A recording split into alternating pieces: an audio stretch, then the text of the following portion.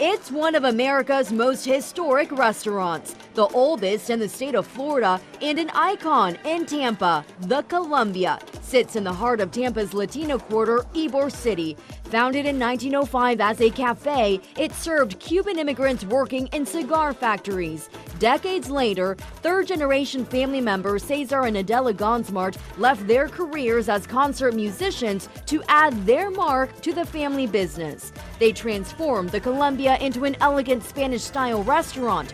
Both have passed, but their legacy continues with their children and their grandchildren. This brings us to Andrea Gonsmart, who represents the fifth generation and who's sharing a family favorite we can all make at home. What are we cooking up? We're going to be making a very traditional Cuban Spanish dish called a picadillo empanada. Picadillo is also a main dish often served with rice. Picadillo is made out of ground meat. Saute your onions, your green peppers, your tomato, your garlic.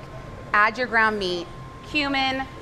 Raisins are optional. I personally love to add raisins because it adds a little bit of sweetness. A sweetness that takes her right back to her grandmother's kitchen. My grandmother made picadillo for me growing up my whole entire life. And every now and then she would put it in these delicious little pastry pockets and turn them into empanadas. Those empanadas, now a staple menu item. We're gonna get our dough first.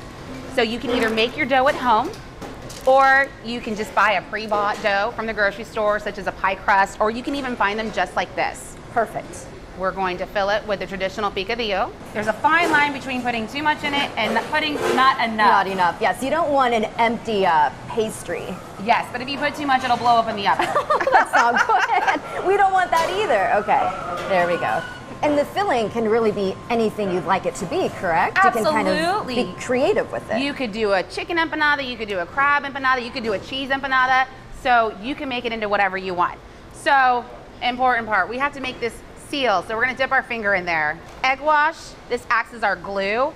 If you don't have eggs, or if you can't use eggs, you can just use water. And we're gonna fold it over into a half a moon. Okay. Press it along the edges to seal it. Get your fork. Very fancy tools it requires. All right.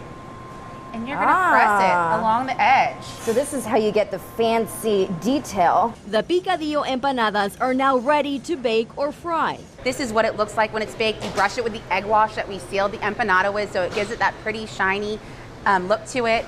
Or you can fry it. This is the way we do it at the restaurant. So either way, you can't go wrong. Sweet success. Either way, baked or fried, these look absolutely delicious. And the lesson here, anyone can make them. Absolutely, anyone can make them. Once you have your picadillo made, all you have to do is make your empanadas. It's as easy as that. So next time you're in Tampa, join the list of those who've been to the Columbia, from Babe Ruth to Derek Jeter to Madonna and George Clooney. Take a seat in the courtyard dining room, enjoy a picadillo empanada, and listen to Cesar Gonsmart's violin melodies playing throughout the restaurant. His legacy as a concert musician, as alive as is this family business. In Tampa, I'm Jennifer Peñate.